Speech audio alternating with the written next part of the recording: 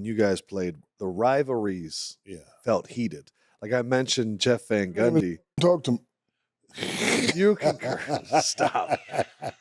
So, but Heat Knicks. Right. Crazy. You guys wouldn't talk to each other. Right. And I understand why everyone's friends now. Right. Because we've nationalized youth basketball, where the really best players know each other from junior high and high school and all of that. Right. But is that also something that you guys are both like, can we get back to strongly disliking or holding rivalries? Yeah, well, I remember in the playoffs when, Scotty and Michael wouldn't even shake my hand in the jump ball. Refused. They refused. They looked at me. You went in for it. And I went and they walked away from it. So now as everybody's hugging, kumbaya, hey man, good to see you, and all that. No, we ain't do nothing. It was a fist bump, keep it moving. See, what's interesting is talk after the game. You guys get called like old heads or haters for that, but fans feel the same way. Yeah. We want to see that because that's why we fell in love with the NBA. Yeah. And so the only people that don't want it are the players. 80s, 90s basketball, and I continue to get feedback from folks. They miss it. They miss the physicality of the game. They miss the Knicks Heat rivalries. They miss the Chicago Indiana series. They miss those type of rivalries, the intensity level of those games. They miss it. They miss our matchup. Going at each other. So I have a witness. My cousin Kenny was in the elevator on draft day in Portland. I go in the elevator. See that same damn look he got? He looking at me. I'm looking at him. All we hear is ding, ding, ding. So in my mind, I'm like, okay, you don't want to mess with me? I don't want to mess with you either. And that's how we played. So I know for you, you're like, we're rivals. Were you like that too, where you could? Straight up. We were rivals. He was one, I was two. It was this every time we played against each other. Both first team all rookie, both 20 and 10. And I don't know if white people have that I don't like your face, but black people, we know when we don't like each other. Like he looking at me and like he sized me up like you ain't that big, and I'm looking at him like, oh, you don't look that thick. I think it was just crazy. So you mentioned the difference between our era and new era. You see anybody that's playing like we played, and do you see it ever coming back? Because I watched Zach Edey the other day. Yeah. Drop stepping and doing a lot of jump hooks. It actually made me feel proud. We love Zach Edey in our pre-draft workouts.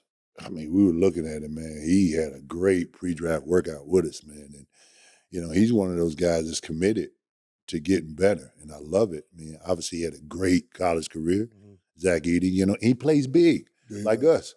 He plays big, set good screens, roll hard to the basket, try to dominate the paint, be a paint presence, what have you. He ain't standing out there heaving up threes and jumpers and everything. He's going to the rim. I like Zach. I think he's going to have a great career. God willing, he stays healthy. But I like what I see in Zach Edey, for sure. To answer your question, do I see anybody? Embiid, I think about big man, and I think the Joker has kind of revolutionized our position. He really has, because, he has incredible touch, the hooks that we had inside, little turnarounds and everything, up and unders, he's got the footwork and everything, same stuff we used to do. But the way he passes the ball, and occasionally he steps out there and he shoots that three, and he hits it. There's timely shots that he hits from out there.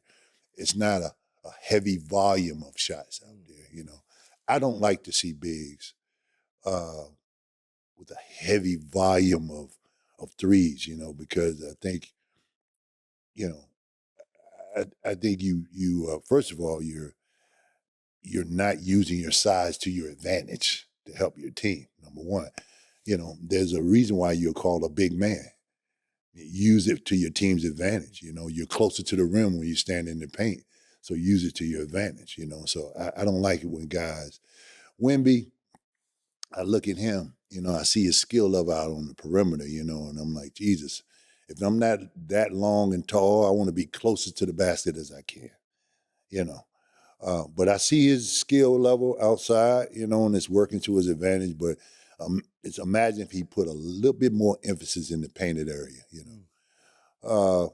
And then I see guys like Embiid, you know, God willing, he stays healthy. He's probably the closest thing to us, you know, dominating in the paint, you know, if he stays healthy, you know. He said the other day he's not playing back-to-backs. Now, put on your general manager hat. You approve of that or you disapprove? I disapprove.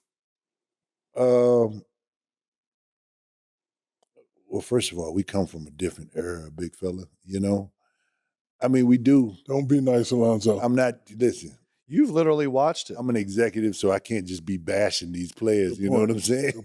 So, Good point. but I have a biased opinion, obviously.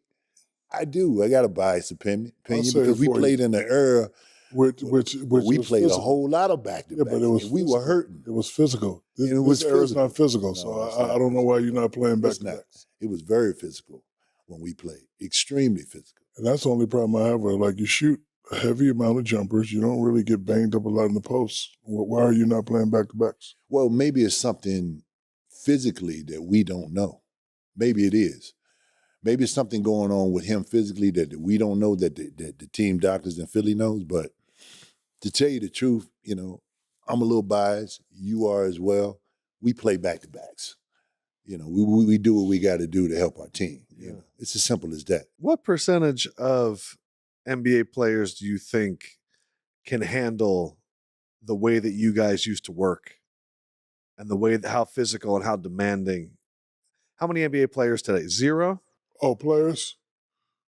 Yeah, Well, not regular. Well, it's a couple that got the end of us, like LeBron and KD and those guys, but new ones, I don't know. Hard to say. Big guys, maybe Joker. Maybe Joker. Maybe Joker. You know what? Giannis. You think Giannis? I think just how hard he goes. He goes hard. Yeah, but you don't think he's too light?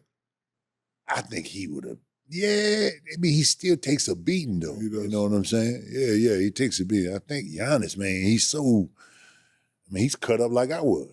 You know what I'm saying? So, yeah, I can see that. A Giannis. Yeah. Yeah. But I'm going to tell you what. Terry Cummins, Oak, Anthony Mason, Greg Kite. Remember those days? Hey, you let them boys lay that wood on you. They take you out of the air. They would. All day, Rick Mahorn. Oh. I mean, the list goes on. This is regular season, too? Oh, yeah. We don't have that no more. We don't have that no more. I mean, those guys, the guys in this area have not felt physicality until they felt those guys. Wow. Oh, my God. Buck Williams? Are you kidding me? I mean, come on, man. The physicality of the game back then, it was unreal. You know, which is another reason why I stayed in the weight room. I had to stay strong. Otherwise, they will break you down.